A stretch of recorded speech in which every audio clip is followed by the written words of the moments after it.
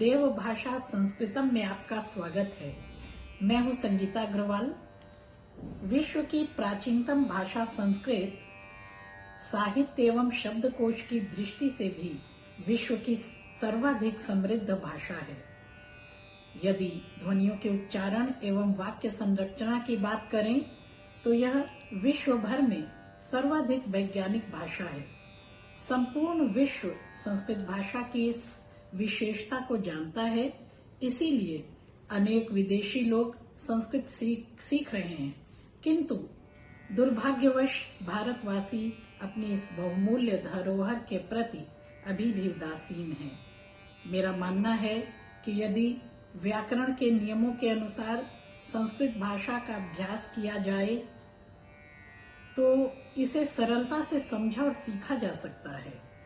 जो लोग संस्कृत में बोलना, लिखना और पढ़ना चाहते हैं, प्राचीन संस्कृत ग्रंथों का गहन अध्ययन करना चाहते हैं, अपने बच्चों को संस्कारवान बनाना चाहते हैं अथवा प्रतियोगी परीक्षाओं में संस्कृत को एक विषय के रूप में रखना चाहते हैं, उन सबको देव भाषा संस्कृतम चैनल के अतिरिक्त कहीं और जाने की आवश्यकता नहीं है।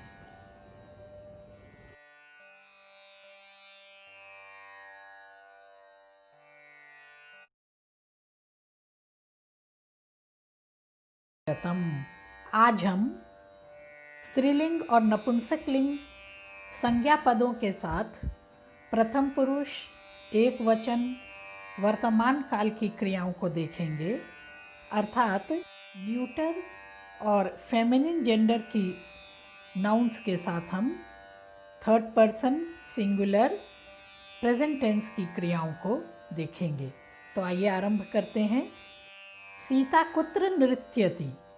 सीता कहाँ नृत्य करती है? यहाँ इस वाक्य में 3 पद हैं। कुत्र हमने पिछले वीडियो में देखा था कि यह एक अव्यय है।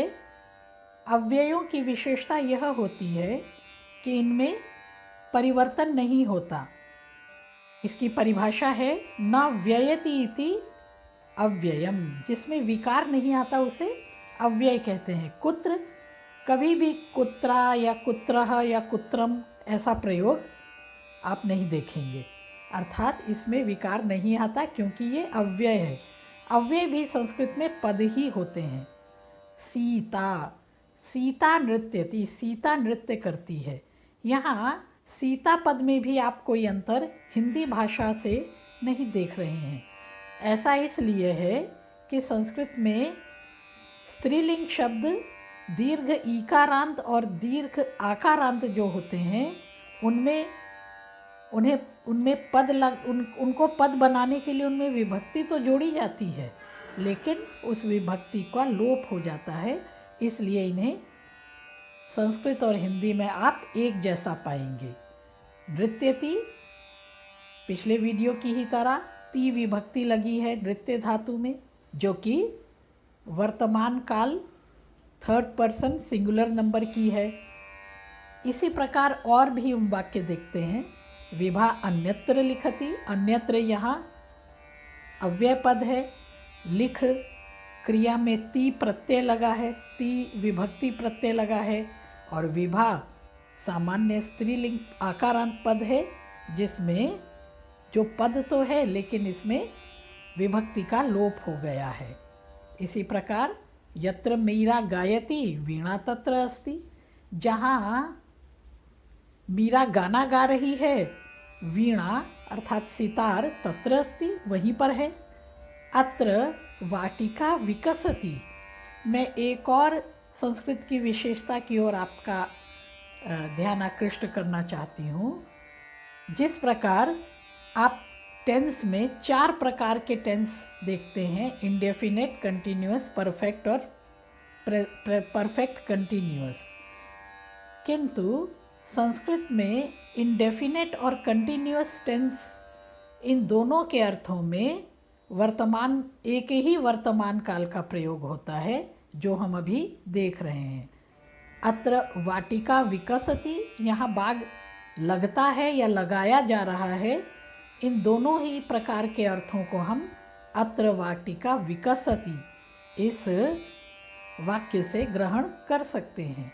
इसी प्रकार सीता कुत्र अर्चति, कुत्र अव्यय है, सीता कहाँ पर पूजा करती है या सीता कहाँ पर पूजा कर रही है, दोनों ही प्रकार के अर्थ इस वाक्य के होंगे। अत्र या अजा चरति सा तव अजा। अजा शब्द स्त्रीलिंग है, इसे पद बनाया गया। अजा आकारांत स्त्रीलिंग पद है और इसके साथ जब हम सर्वनाम का प्रयोग करते हैं तो वो भी आकारांत स्त्रीलिंग एक वचन का ही सर्वनाम प्रयोग होगा। और आकारांत स्त्रीलिंग एक वचन में यत, यत का अर्थ होता है जो। इस सर्वनाम का जब हम प्रयोग करते हैं तो या अजा चरती, या अजा अत्र चरती, यहाँ जो बकरी चर रही है, सा तव अजा, वो तुम्हारी बकरी है, तव। और मम, पिछले वीडियो में हमने तव और मम इनका प्रयोग सीखा था। तव मैंने तुम्हारा और मम मैंने मेरा। तव मध्यम पुरुष में प्रयोग होता है अर्थात तुम्हारा यू के अर्थ में, और मम मेरा यह आई के लिए प्रयोग होता है। तो ये पिछली बार हमने देखा था। इसी प्रकार और वाक्य देखते हैं। एषा का निम्नगा प्रवहति, यह कौन सी नदी बहती है? उत्तर होगा गंगा। एषा का नदी निम्नगा प्रवहति। एषा और का ये दोनों सर्वनाम है। एषा एतत् सर्वनाम का स्त्रीलिंग एक वचन का रूप है और का किम सर्वनाम का स्त्रीलिंग एक वचन का रूप है। क्योंकि निम्नगा स्त्रीलिंग में है इसलिए एषा और का इनका भी हमने स्त्रीलिंग में ही प्रयोग किया है। अत्र का पूजयति, यहाँ कौन पूजा करता है? अत्र उमा पूजयति, यहाँ उमा पूजा करती है। सा लता वर्धते, वह लता बढ़ती है। एषा कन्या पचति, यह कन्या पकाती है। यहाँ तक हमने स्त्रीलिंग के वाक्यों को देखा। अब आइए कुछ नपुंसक लिंग के वाक्यों को देखते हैं। इन वाक्यों में सर्वनाम पदों के साथ साथ हमने कुछ विशेषणों का प्रयोग भी करने का दर्शाया है, जिससे इनका प्रयोग भी आप समझ सकेंगे धीरे धीरे। एतत् पक्वम आम्रम अस्ति, एतत् यह सर्वनाम है नपुंसक लिंग। आम्रम पद आम को कहते हैं, यह नपुंसक लिंग का पद है, इसीलिए एतत् सर्वनाम का प्रयोग किया गया है। आम कैसा है? आम पका हुआ है, पक्वम। क्योंकि आम्रम नपुंसक लिंग में है इसलिए आम्र इस संज्ञा के नपुंसक लिंग में होने के कारण पक्वम इस विशेषण को भी सब नपुंसक लिंग में रखा गया है। एतत् पक्वम आम्रम अस्ति, यह पका हुआ आम है। प्रश्न होता है एतत् किम, यह क्या है? एतत् मधुरम फलम अस्ति, यहाँ फलम नपुंसक लिंग की यह संज्ञा है, पद है, संज्ञा पद नपुंसक लिंग है। फलम के नपुंसक लिंग होने के कारण उसके लिए प्रयुक्त विशेषण मधुरम भी नपुंसक लिंग में है और उसके लिए प्रयुक्त एतत् सर्वनाम भी नपुंसक लिंग में है। इसी प्रकार तत्र कृष्णम जम्बू फलकम, तत्किम, वह क्या है? उत्तर होगा तत् कृष्णम जम्बू फलकम, वह काले रंग का छोटा सा जामुन का फल है। यहाँ फलकम शब्द का प्रयोग हुआ है। संस्कृत में लघु के अर्थ में, छोटा बताने के अर्थ में क का प्रयोग होता है। जैसे कन्या अर्थात लड़की, किंतु कन्यका छोटी लड़की। फलम फल, फलकम छोटा फल। तत् कृष्णम जम्बू फलकम, तत्किम, वह क्या है? तत् विशालम लोकयानम, वह बड़ा सा विशाल सा लोकयानम, वह बड़ी सी बस है। बस को लोकयान कहते हैं, नपुंसक लिंग है, इसीलिए विशालम उसका विशेषण भी नपुंसक लिंग हुआ। तत् दीर्घम रेलयानम, वो लंबा सा रेलयान है, यहाँ भी दीर्घम नपुंसक लिंग का प्रयोग है। और प्रयोग लिखते हैं। तव मित्र शब्द संस्कृत में नपुंसकलिंग होता है। तव मित्रम कीदृक्, तुम्हारा मित्र कैसा है। मम मित्रम साधु, मेरा मित्र अच्छा है। अब हम कुछ वार्तालाप के वाक्यों को देखते हैं। पिछले वीडियो में हमने तव और मम के साथ वार्तालाप के वाक्य देखे थे। मम नाम संगीता, तव नाम किम। आज हम थर्ड पर्सन यानी प्रथम पुरुष के संज्ञा पदों के साथ या सर्वनाम पदों के साथ कुछ वाक्य बनाएंगे। जैसे उसका नाम क्या है, यदि लड़की है तो तस्याह नाम किम, उत्तर मिलेगा तस्याह नाम सीता। यदि पुरुष है तो तस्य नाम किम, उसका नाम क्या है, उत्तर होगा तस्य नाम विकासः।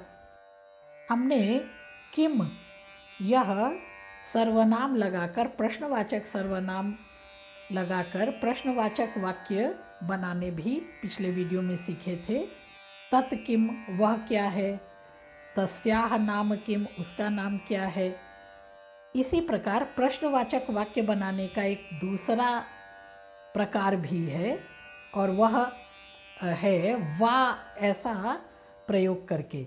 जैसे तस्याह नाम सरस्वती वा लगाने से अंत में वाक्य प्रश्नवाचक हो जाता है। क्या उसका नाम सरस्वती है, तो उत्तर होगा सकारात्मक आम तस्याह नाम सरस्वती, हाँ उसका नाम सरस्वती है। इसी प्रकार एक और वाक्य हो सकता है प्रश्नवाचक, सा सरस्वती वा, क्या वह सरस्वती है, ये भी प्रश्नवाचक वाक्य है। उत्तर हो सकता है आम सा सरस्वती, ये सकारात्मक वाक्य हुआ। यदि इसी वाक्य को नकारात्मक बनाना होगा तो हम कह सकते हैं न सा सरस्वती ना, नहीं वो सरस्वती तो नहीं है। अब पुल्लिंग के वाक्यों को हम देखते हैं। तस्य नाम आदित्यः वा, क्या उसका नाम आदित्य है। तस्य नाम आदित्यः वा सकारात्मक वाक्य है, आम तस्य नाम आदित्यः।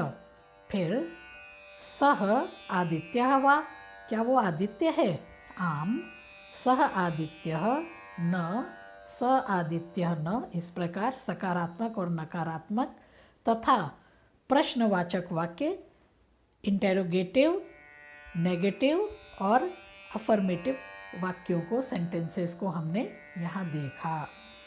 अब संबंधवाचक सर्वनाम के साथ हम कुछ वाक्य देखते हैं।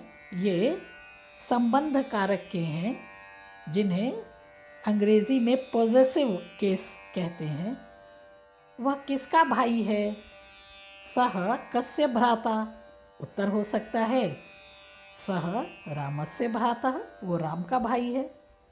तस्य नाम भरतः वा, क्या उसका नाम भरत है, आम तस्य नाम भरतः।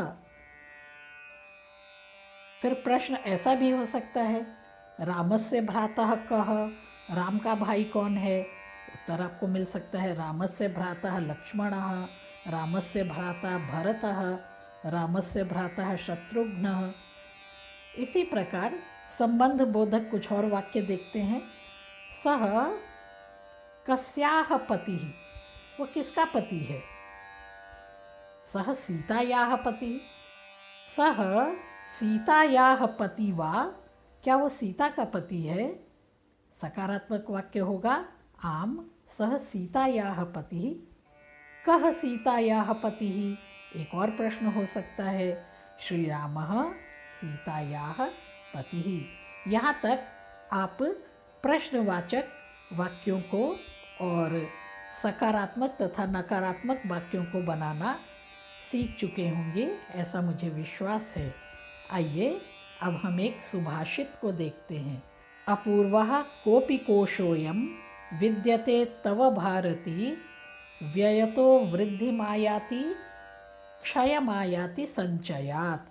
बहुत सुंदर श्लोक है यह, जो कि विद्या की महिमा को बताता है। भारती संस्कृत, जो कि भारती है विद्या, विद्या को भारती कहते हैं। तव कोपि अपूर्वः कोशः विद्यते। तुम्हारा ये कौन सा अद्वितीय या अनुपम कोश है। हम प्रायः कोश के संबंध में जानते हैं, यदि कोश भरा है और उसमें से व्यय करते जाते हैं तो कोश का क्षय होता है। लेकिन ये कैसा है विद्ये, ये तुम्हारा कैसा कोश है। व्यय तो वृद्धिम आयाति, जितना विद्या को व्यय करते हैं उतना ही इसमें वृद्धि होती जाती है। व्यय करने से व्ययतः वृद्धिम आयति, वृद्धि को प्राप्त हो जाता है ये कोश।